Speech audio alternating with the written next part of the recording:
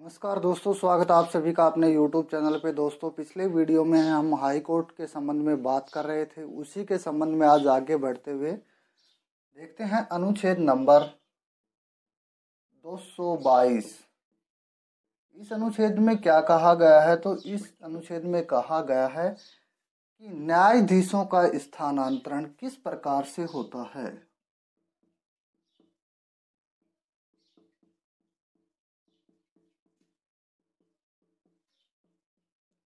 न्यायाधीशों का स्थानांतरण कौन करता है? तो न्यायाधीशों का स्थानांतरण है वो राष्ट्रपति करते हैं। राष्ट्रपति ये सीधे तौर पे नहीं करते हैं, यहाँ वो परामर्श लेते हैं। किससे परामर्श लेते हैं? तो वो परामर्श लेते हैं सुप्रीम कोर्ट के मुख्य न्यायाधीश से। उसके बाद में वो न्यायाधीशों का स्थानांतरण करते हैं। कौन से न्यायाधीशों का स्थानांतरण करते हैं? हाई कोर्ट के न्यायाधीशों का स्थानांतरण करते हैं। अब देखते हैं अनुच्छेद नंबर 223। इस अनुच्छेद में क्या दिया गया है? तो इस अनुच्छेद में दिया गया है कार्यकारी मुख्य न्यायाधीश की नियुक्ति।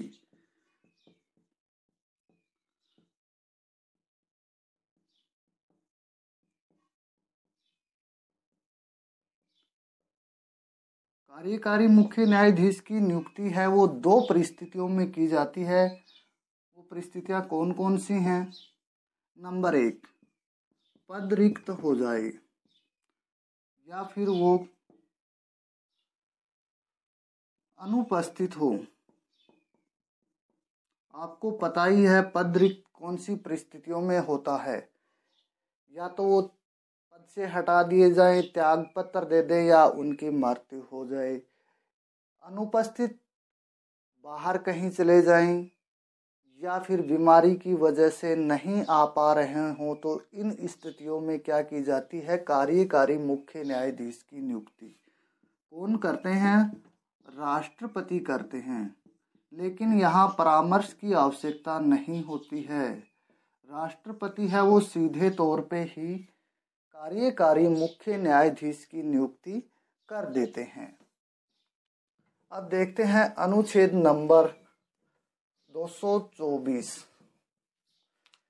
अनुच्छेद नंबर 224 में क्या दिया गया है? तो अनुच्छेद नंबर 224 में दिया गया है अपर न्यायाधीश की नियुक्ति।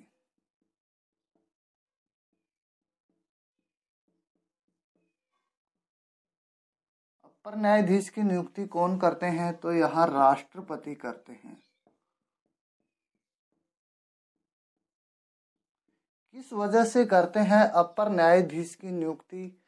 तो वो करते हैं एचसी के कार्यों में, यानी हाई कोर्ट के कार्यों में अचानक वृद्धि हो जाए, यानी कार्य ज़्यादा हो जाए, तो उस स्थिति में की जाती है अपर न्यायाधीश की नियुक्ति। अपर न्यायाधीश की नियुक्ति है वो कितने समय के लिए की जाती है? तो वो की जाती है दोस्तों 2 वर्ष के लिए अपर न्यायाधीश की नियुक्ति की जाती है। अब देखते हैं अनुच्छेद नंबर 226। अनुच्छेद नंबर 226 में क्या दिया गया है? तो इसमें दिया गया है हाई कोर्ट के रिट जारी करने की शक्ति।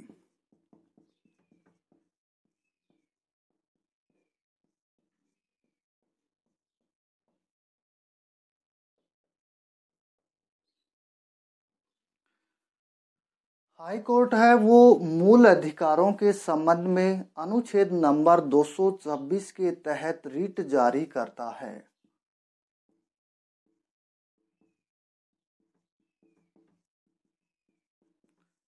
हाई कोर्ट के रिट जारी करने की शक्ति है वो सुप्रीम कोर्ट की बजाय व्यापक होती है। सुप्रीम कोर्ट की शक्ति है वो रिट जारी करने की सीमित होती है, लेकिन हाई कोर्ट की शक्ति रिट जारी करने की ज़्यादा होती है।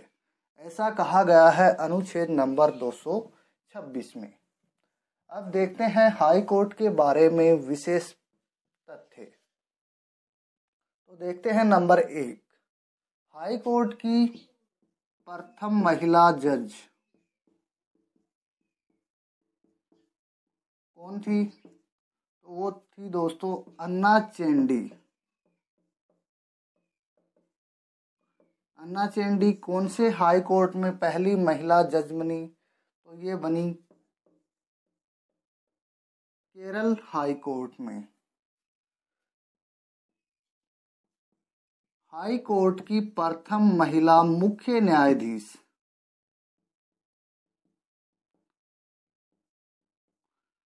कौन थी? तो वो थी दोस्तों लीला सेठ। कहाँ के हाई कोर्ट में थी ये? तो ये थी हिमाचल हाई कोर्ट में।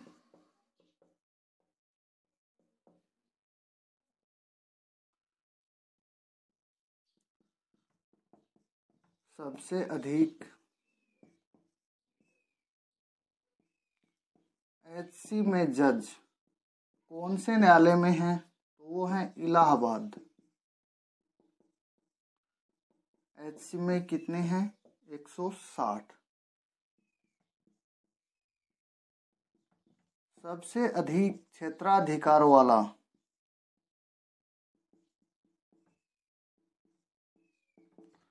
एचसी कौन सा है? तो वो है मुंबई और गुवाहाटी।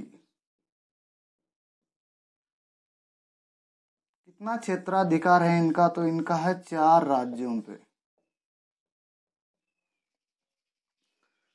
अब देखते हैं केंद्र शासित प्रदेश हैं वो कौन से एचसी के अधीन आते हैं। तो नंबर 1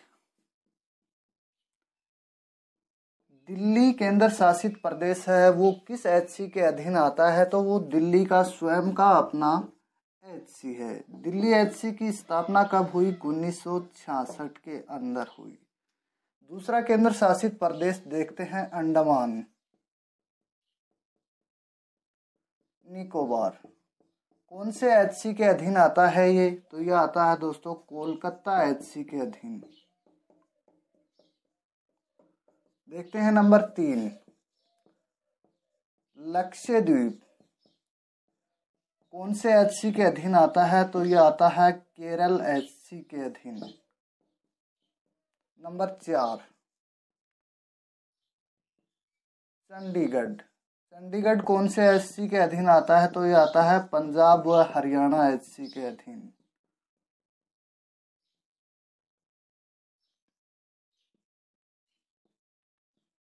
पुडुचेरी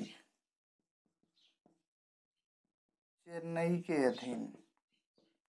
नंबर 6 दादरा नगर हवेली दमन दीव कौन से एचसी के अधीन आते हैं? तो ये आते हैं बॉम्बे एचसी के अधीन। और नंबर 7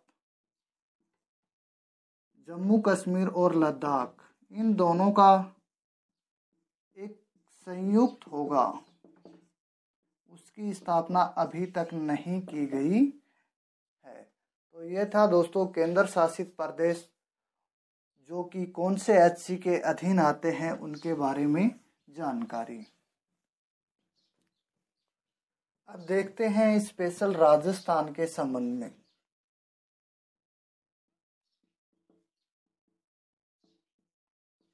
राजस्थान एचसी की स्थापना कब हुई? तो ये हुई 26 जनवरी 1949 को। इसका मुख्यालय कहाँ स्थित है? तो इसका मुख्यालय है जोधपुर में।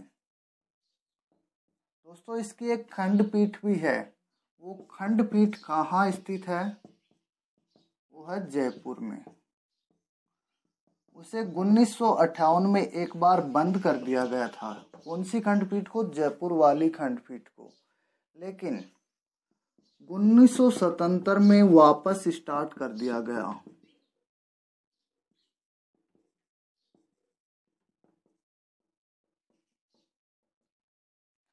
राजस्थान हाई कोर्ट के प्रथम मुख्य न्यायाधीश कौन थे? तो वो थे दोस्तों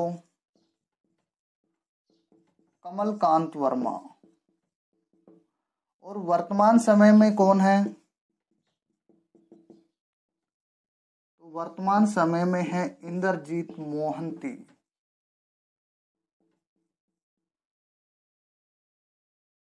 राजस्थान हाई कोर्ट में सर्वाधिक लंबी अवधि तक सेवाएं देने वाले न्यायाधीश का नाम क्या है? तो वो नाम है कैलाश नाथ वासु।